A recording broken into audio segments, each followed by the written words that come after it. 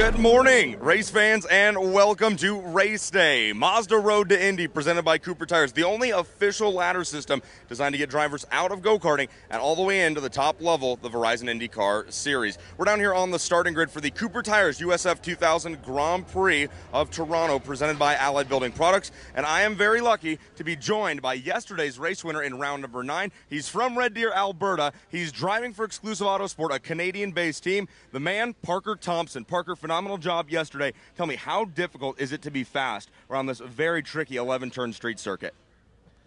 Toronto is one of the most difficult street circuits that we venture to all year. Really, you've got to touch the walls if you want to be faster. You got to get comfy with them. Luckily, my Exclusive Autosport car's been on rails all week, and it's been fairly easy for me.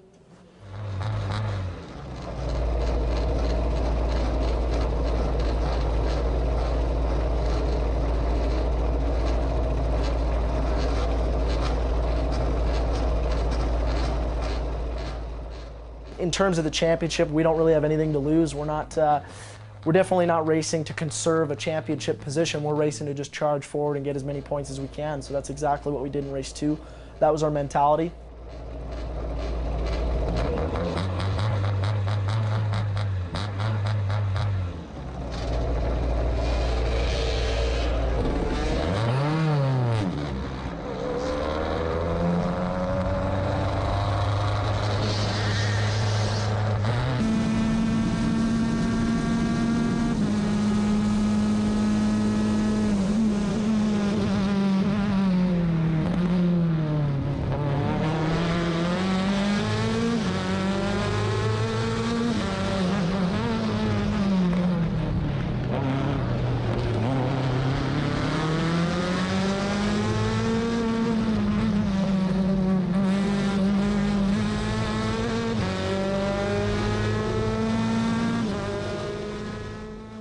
Obviously, you don't want to crash the car. In those first couple laps of race 2, I had my team owner in my ear, Michael Duncalf, telling me, hey, back off, man.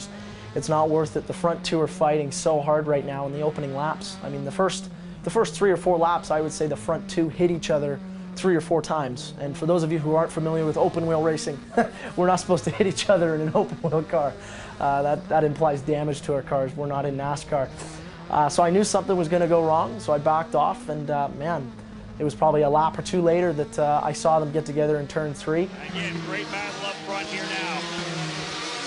I'll tell you, Anthony Martin, you've been in battles like this before here in Toronto when you're head-to-head like that, mano-a-mano, trying to get that run around the outside. How hard is it to get in there? How hard is it to hold that car on the outside? It's extremely difficult. I mean, it's such a hard braking zone, and you really have to optimize your braking there. So, and around the outside, as you see, Malukas is right there.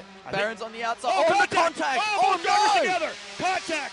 I came around the corner, and they were off to the side. I only had a couple inches to make it by, but I made it through. And all of a sudden, we're in control of the race again, and it all played out. The fastest guy in race 1 was actually in 5th place behind me in race 2.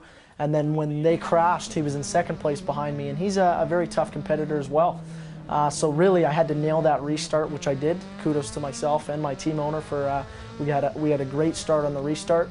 You've got a Canadian team. You've got I mean, my engineer Christoph is Canadian. My team owner Michael's Canadian. My mechanic Alex is Canadian. We're all Canadian. So for us to come home on home soil, our only race of the season in Canada, and dominate the weekend with a sweep of 2 victories is unbelievable. Yesterday here in Toronto, the young Canadian out of turn 8, through turn number 9, 10. Can you believe it? Oh, Canada, ladies and gentlemen, out of turn number 11.